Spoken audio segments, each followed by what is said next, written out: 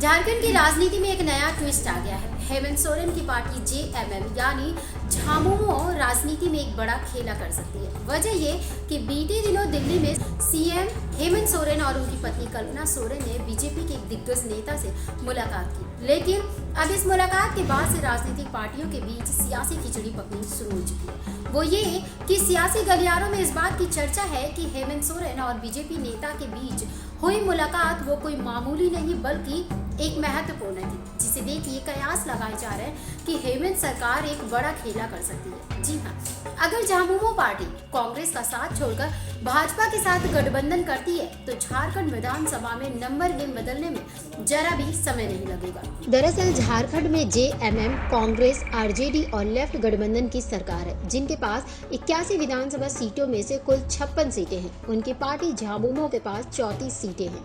उनके साथ गठबंधन में कांग्रेस, राजद और लेफ्ट है। कांग्रेस के पास 16, राजद के पास 4 और लेफ्ट के पास 2 विधायक हैं। वहीं जेएमएम के पास 34, बीजेपी के पास 21, लोजपा के पास 1, आजसू के पास 1, जदयू के पास 1 सीट है।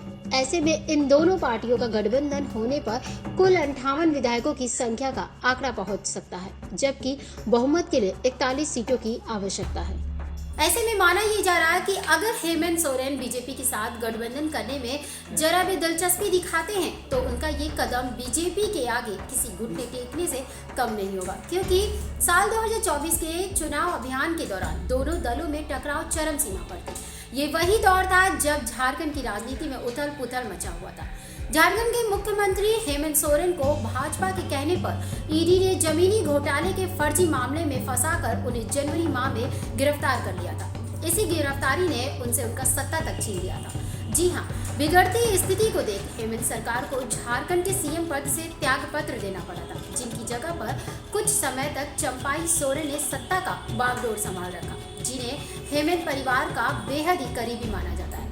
करीब 5 महीने तक जेल में रहने के बाद से हेमंत की जमानत हो गई, जिसके बाद से वो फिर से झारखंड के मुख्यमंत्री बन बैठे। बड़े ही अफसोस के साथ ये कहना पड़ रहा है कि झारखंड में इस तरह के सियासी खेल खेलने के बाद भी बीजेपी को विधानसभा चुनाव में जीत नहीं, पराजय हाथ लगी। तो वहीं इसी विधानसभा चुनाव में बम्पर जीत हासिल करने के बाद हेमंत सोरेन ने चौथी बार मुख्यमंत्री पद की शपथ लेते हुए आज भी सत्ता पर अपना दबदबा बनाया है। यही कारण है कि झामुमो के साथ इतना सब होने के बाद भी अगर हेमंत बीजेपी की हरकतों को बुलाकर उसके साथ हाथ मिलाने को राजी होते हैं तो उससे ज्यादा मूर्ख कोई और नहीं होगा। अब देखना ये होगा कि भाजपा और झामुमो पार्टी राजनीति सियासत में क्या रंग लाती है। ऐसी खबरों को देखने के लिए बने रहिए जर्नलिस्ट कैफे न्यूज के साथ।